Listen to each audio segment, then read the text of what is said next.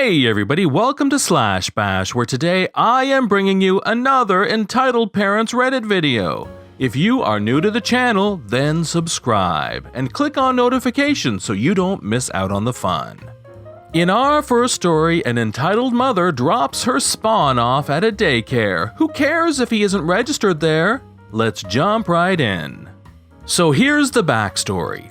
From about 2018 to 2019, I worked at an after-school program with a church that also functioned as a private school. I worked mostly with the after-school kids, ranging in ages from 5 to 12. I mostly worked with the older kids who were about 10 to 14. This school also had a daycare or nursery. I hardly interacted with the daycare, but sometimes I would have to sub for a teacher who was running late or couldn't come in. This story was one of those rare times I had to sub for a teacher in the daycare and just a combination of everything going wrong. When working at the after-school program, it was a part-time gig since I was only there from about 1 in the afternoon until the last closing time, which was 6 o'clock. It was nice since I could sleep in and do my schoolwork. It was a great setup, and 90% of the kids and parents were great. Hardly any of them were entitled, and not gonna lie, I miss my kids a lot. But very rarely I would get called into work to sub for a teacher in the daycare. Now, a quick note here is that the daycare was run by the church. The after-school program was run by the school. They were separate entities, but sometimes the daycare would call teachers from the after-school to sub for the daycare, sometimes. It was never a problem since the daycare workers were really nice, showed us how to handle toddlers and babies. Anyway, I said yeah, I would watch this class of 4-year-olds while their teacher was at a doctor's appointment. No biggie, it shouldn't be more than an hour. Like at most daycares and my after-school program, you have to register your child if you want them to attend daycare or the after-school program, and that way their name can be added to a roll. Also, every time you come to pick up or drop off your child, you have to sign them in and out. The same applies to visitors. So I go in, sign in the sub list, go to the classroom, and do a quick roll call. I have a total of 8 kids. Cool beans. 2 hours go by. Their teacher is still a no-show, and I am doing my best teaching them their Bible lesson. 9:30, the kids are in their stations playing, taking a break from their reading lesson. The door opens and the devil and her spawn come in. Like I said earlier, I have no clue who these kids are, but I do have my role. The devil, who we'll call Karen, arrives and ushers her spawn in. Karen comes in after her son. Before I even had a chance to speak to him and ask his name, Karen turns to me and says, "Are you the teacher?" No, I'm Ms. Mary. I'm just subbing for Miss Lily, the regular teacher." "Fine. When is she going to be back?" "Hopefully in a little while. I don't normally work here. I work in the after-school program. I was wondering, is your son new? I don't see his name on the roll."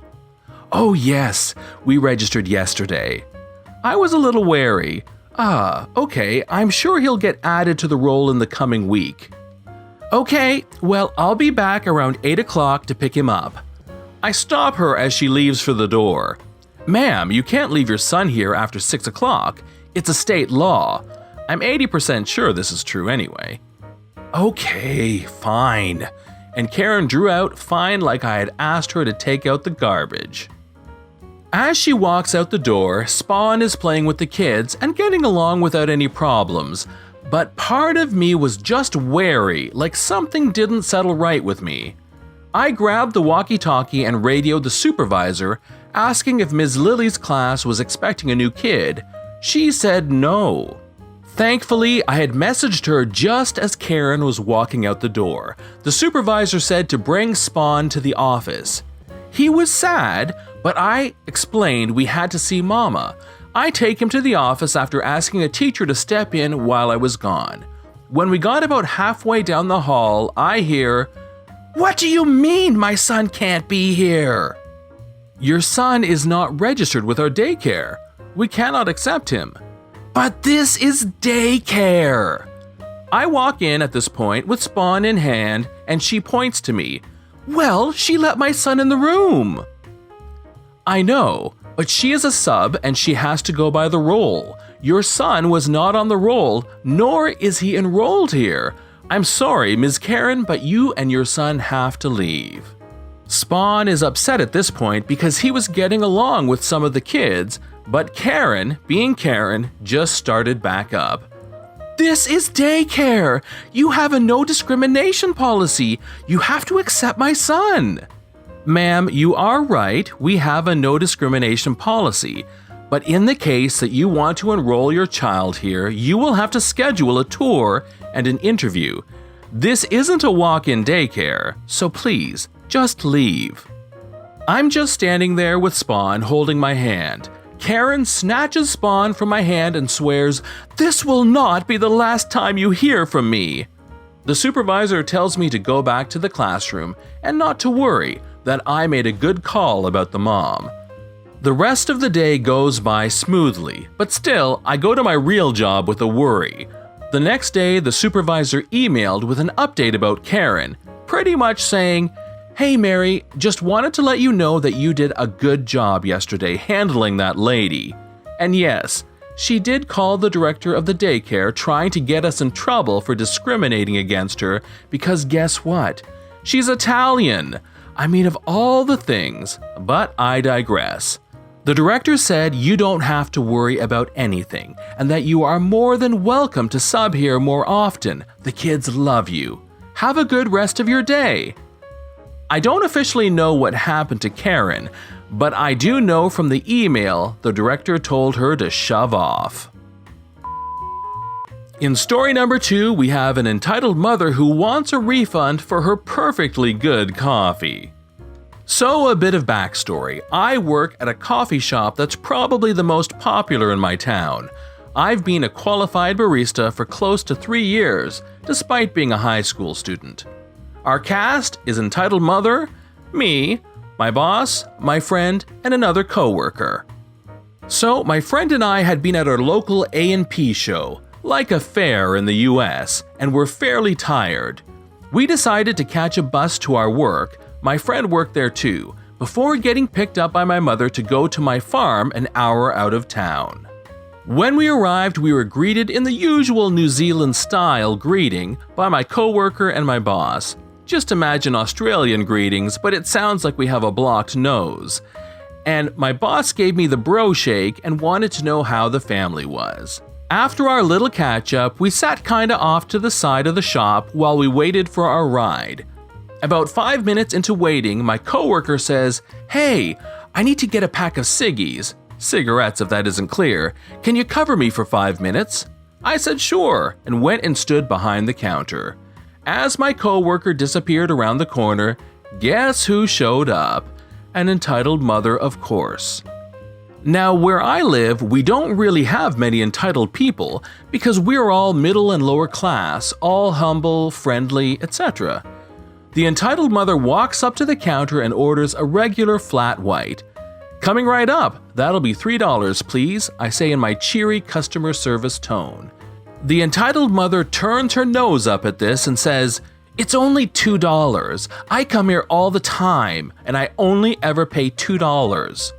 I said, as politely as I could, "Sorry, but if you look at the menu," literally half a meter from her, "it will show that it's $3. I don't particularly like people that tell me how to do my job and tell me that they're regulars and know everything, especially because I've never seen her in my life and I'm pretty good with faces.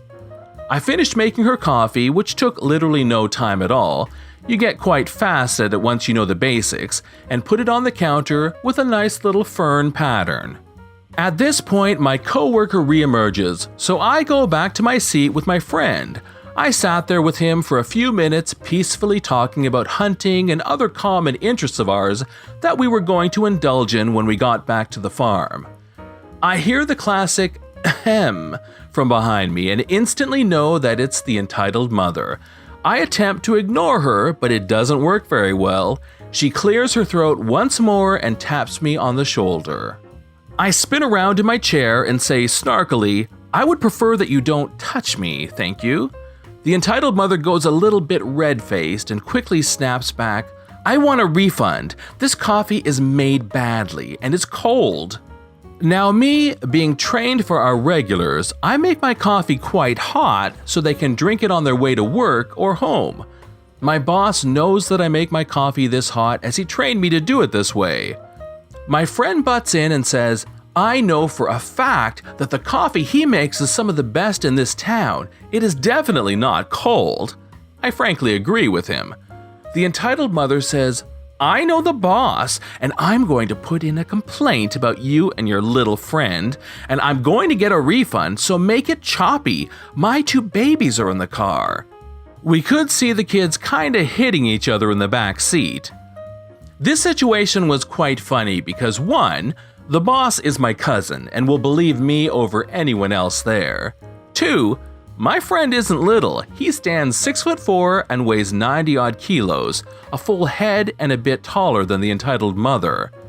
I asked the entitled mother as nice as I possibly could, not very nicely, "May I see if the coffee is actually cold?" and held out my hand. The entitled mother jerks her coffee away from me and snaps, "No! I'm going to see my friend, your boss, now, and you're going to get in a lot of trouble, young man."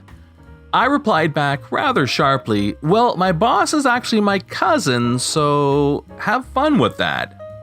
I gave her a little smile and she went very red-faced, made a humph sound, and walked off to her car. This happened last year, by the way. If it happened again today, I would have probably tried to carry on the conversation for the sheer enjoyment of it. But me, my friend, my coworker, and my boss all have a good laugh about it. Thanks for reading. This is John from /bash. Thanks for watching. If you've enjoyed the video and want to see more of them, then please hit that subscribe button. We'd love for you to drop a like, share it with your friends, and we will see you in the next one.